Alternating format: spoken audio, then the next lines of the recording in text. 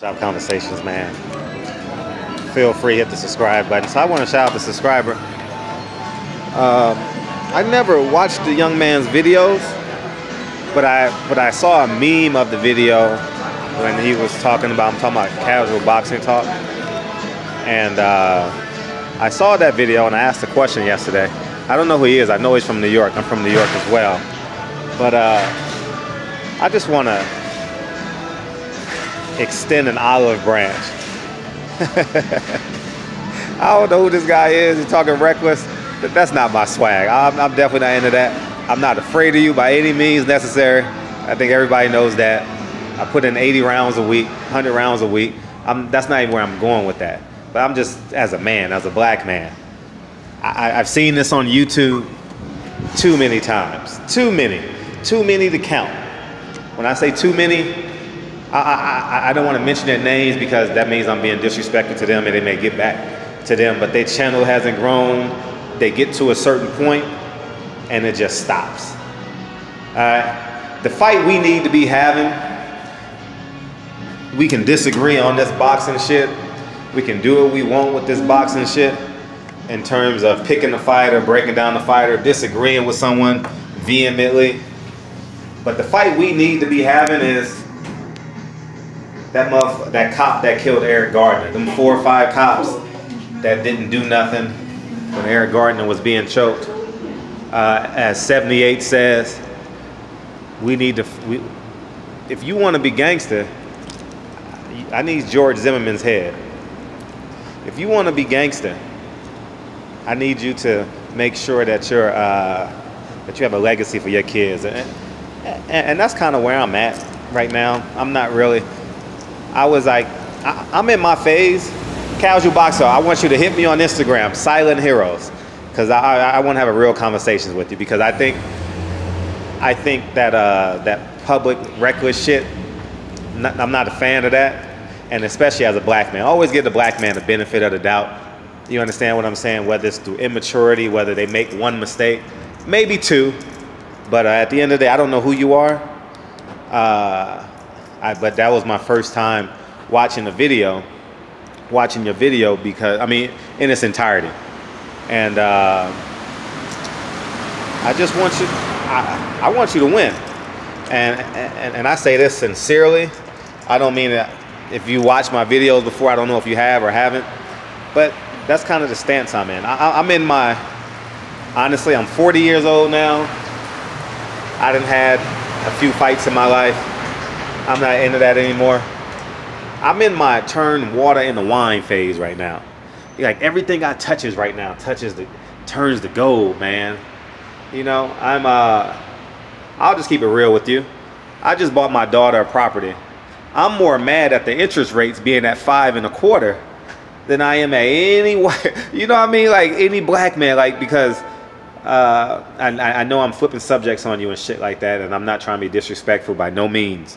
But we got to start building this wealth, and I think what 78 has done. I've heard you say something reckless about that. As I told 78, the things that he's done that to empower black fighters, to empower his black contemporaries. I think I'm in the parking lot at the Hard Rock because they had the music and shit, and I didn't know if it was the background noise. This is my rental car, but. You know, I think what they're doing is special. I think what they're doing is unique. And as I tell people, see where they're going first before you re-navigate them, right? It's like my son. My son has great intentions, but sometimes I got to realign him. You understand what I'm saying? Sometimes he knocks shit over trying to help daddy move around the house, trying to help him with his sister. And sometimes I got to realign him, right? And at the end of the day, the LBC is so young. It's not even it's not even out of his first trimester.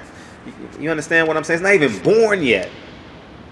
And I think the worst thing we can do is to chop off the legs of black men making a movement. Because remember, they called the Nation of Islam crazy. But where I come from, in Harlem, and where I come from in LA, if anything happens in the community, it's not your pastor that's the first ones there. It's the Nation of Islam. And they always give gifts to the bereaving families. They always protect the gang members when they having all these controversies. You understand what I'm saying? That's literally just my plight, man. I don't want to spar you. I don't care how much money you make, how much money you earn. I want you to win all your bets on your fights, especially if they're in alignment with me. I also have heard today, and I just want to extend an olive branch. I've seen this. I've seen this a million times. I've seen this a million times, and I'll tell you this. I'm gonna keep it real with you. I'm not trying to be phony, fake, or stun on you. I am a millionaire because a black man grabbed my hand. Okay, I'm gonna be real with you. A black man grabbed my hand and taught me how to invest in real estate. I'd say I'm worth $1 million. I don't have $1 million cash, but I'm a multi-millionaire in equity and property value and everything else because a black man grabbed my hand and says, you know what, I'm going to teach you this property game, and all you got to do is be a copycat. Copycat will change the legacy of your family. Now, I'm not saying do what you do on your own. I personally do what you do, but never ever chop off the legs of a group of black men trying to inspire and encourage people that's the same hue as them. You know what I mean? And boxing is different because when you cover boxing, it instantly gives you that machismo, right? Like we always got to. And boxing, being attached to the hood, we always got to prove our machismo in terms of I'm the biggest, I'm the baddest, I'm the strongest. I never was the biggest, never was the baddest. I mean, I bench over 300 pounds. I bench probably 305 right now. So I'm probably 165. I'm probably one of the strongest. I'll tap myself on the back right there, pat myself on the back. But at the end of the day, that shit is for the birds, man. Get you. I don't know if you have kids. I don't know nothing about you. I've seen you because I saw it in a meme or something like that. I never saw an entire video. But you're a black man just like me. I don't know what borough you're from. I was born in the Bronx, raised in Harlem, and I'll be out there April 18th through the 22nd. I would love to extend an olive branch to you, man, because this boxing world, in order for us to win, keep in mind, to a white person, to a group of white people, if one black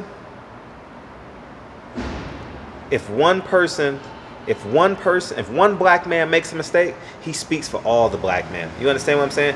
And that's how white people feel, man, as a whole, man. And you know, don't play yourself, man. And I'm being trill. I'll be out there April 18th through the 22nd. I'm uncertain where I'm staying at yet because of the price is just sky high because everyone's buying rooms because they got 4 major fights on one card, and each fight is bringing 1,000 people. So the rates in sky high. I think I'm gonna just Airbnb. I can't stay with my family in Harlem because it takes me an hour to get to Brooklyn. You understand? And by then I can't lose content because I'm on a train. You understand? I can't afford to catch the 2 or the 3. All my New Yorkers like, yeah, to catch the 2 or the 3 to Harlem, right? Anyways, man. But you know, and let this be a lesson to all of us, man. I know I'm speaking to some Crips. I know I'm speaking to some Bloods. I know I'm even speaking to some essays right now. Man, at the end of the day, there's street cred. Street cred did not buy my daughter that building last month. Street cred did not buy my Bentley 7 years ago or whenever I bought it. Street cred didn't buy my first property. It took intelligence. It took perseverance. It took a motherfucking life-changing sacrifice for me to get to where I'm at, man. And at the end of the day, I look at it, I swear to you guys, I call every black man a king every time I shake his hand, every time I hug him, every time I embrace him. And I always come from an endearing place when I'm speaking to a black man. And I heard you say something about, who says that? Look, listen, I can't talk. Listen, I'm gonna be trill with you. I can't equal Jamal Charlo, right? I can't throw fire at Jamal Charlo and get fire back. It doesn't make sense as a journalist. My job is to turn Jamal into a conversationalist. I got to make Jamal talk to me for 30 minutes. And I think I'm going to get better at it. I'm not the best at it, but I think I did a good job yesterday at making him just talk. I don't want him disagreeing with me and fighting with me. I'm trying to get to the motherfucker, the source. I'm trying to get to why he is the way he is, who inspired him to be who he is, what he's doing with his life, what's the plan.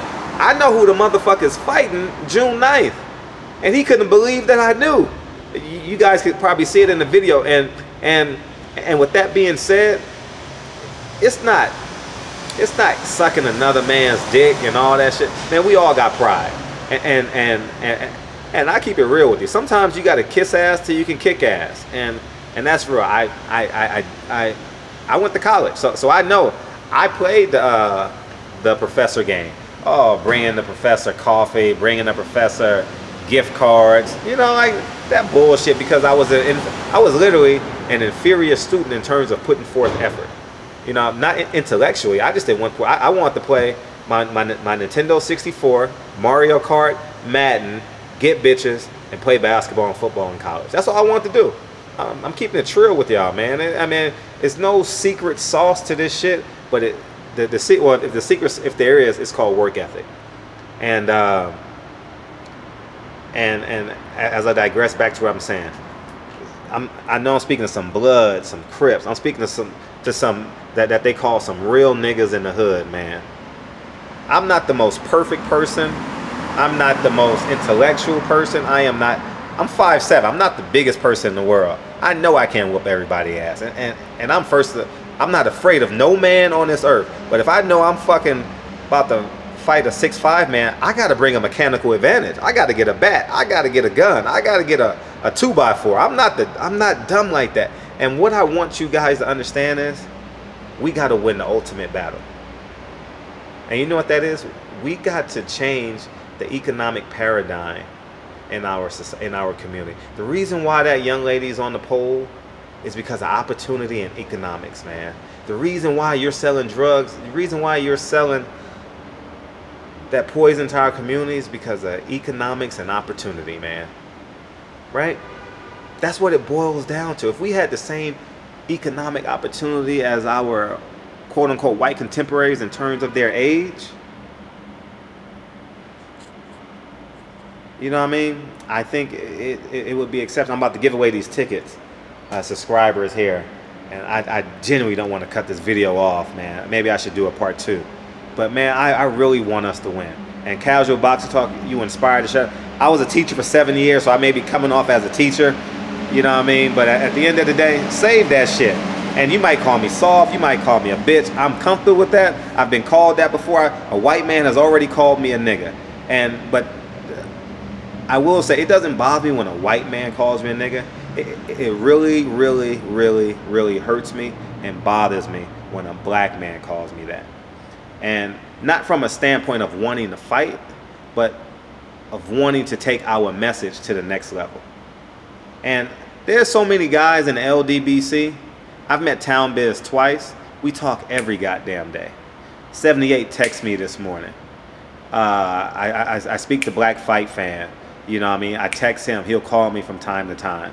And I got love for these brothers. You understand what I'm saying? And I want to have the same love and affinity for you. And call it what you want. But this shit, this anger shit, I'm going to start watching your videos more. I subscribe to your channel. I'm going to watch your videos more. But actually, I keep it true with you. I subscribed to your channel maybe a while back, but I never watched your videos, right? I saw that meme or that click or something about Earl Spence clickbait, and I saw that I heard that you were from New York and you were black, so I instantly subscribed to your page. Not because I knew your content, but because you were a black man, and I was like, hey, he's on Black Man on YouTube, why not?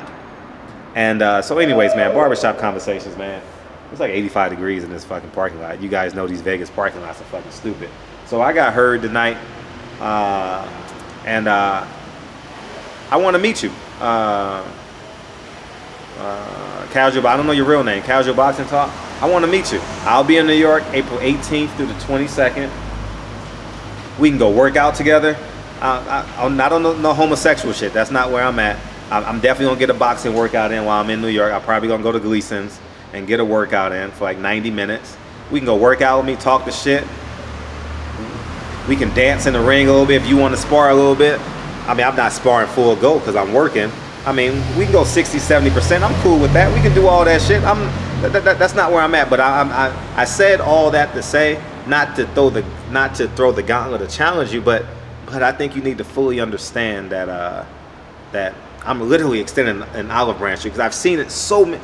Dude, I think 78 should do a video on this. How many times he has seen it without mentioning their name. How many black sellouts we have on on YouTube that has flamed out. They tried to pick a fight with a big channel or a big entity, and it flamed out. Like honestly, casual boxer. My shit started from one sub, which was me, I think, or somebody else, or people in my house, or Dante Wright was my first subscriber. But I never challenged him. I just saw Dante yesterday. The first thing I did was say hello and give him, give him that nigga hug. You know what I mean? Give him that, whatever the case may be. I embraced him. And that's where I come from. I fought, man, maybe once a week up in all high school, middle school. My cousins. I'm over that shit, man. I'm about legacy building. You understand what I'm saying? I donate damn near every dollar that I make on YouTube to some kid in South Central LA or some family in South Central LA. Follow me on Instagram. We can converse through there. I'll be in New York April 18th through the 22nd. I'm not trying to big you up or nothing like that, but I don't want to add fire to your fire. I'm trying to put the fire out. Maybe you should talk to some of these guys. I don't, I've never met Famous Athletics. I've yet to meet him. You understand what I'm saying? He started dropping content, but at the end of the day, we kings in this shit, man, and we have to hold ourselves accordingly. So anyways, man, Barbershop Conversations, man, feel free to hit the subscribe button. I genuinely appreciate you guys' support. I got heard tonight. Make sure you guys send this to Casual Boxing Talk. Send it to him. Make sure he gets it. Go to his DM, email, whatever the case may be, and when he gets back to me, maybe we can do a group. I don't know. But before this fucking little hill turns into a mountain and your channel flatlines because all the black fight fans and all the real hardcore boxing fans won't support that negative shit, because your routine is going to run out. Trust me. Everybody's battery life will run out. And once we cut off the march, see, people are more interested in what you do 70% of the time. If Floyd wasn't a great fighter, he wouldn't have the fan base. But the extreme stuff he does positively or negatively at the end of the margins, we forgive him because of what he does on the 70% of the paper. And at the end of the day, that's who we are. So anyways, man, Barbershop Conversations. Feel free to hit the subscribe button. And talk to you guys soon. Peace.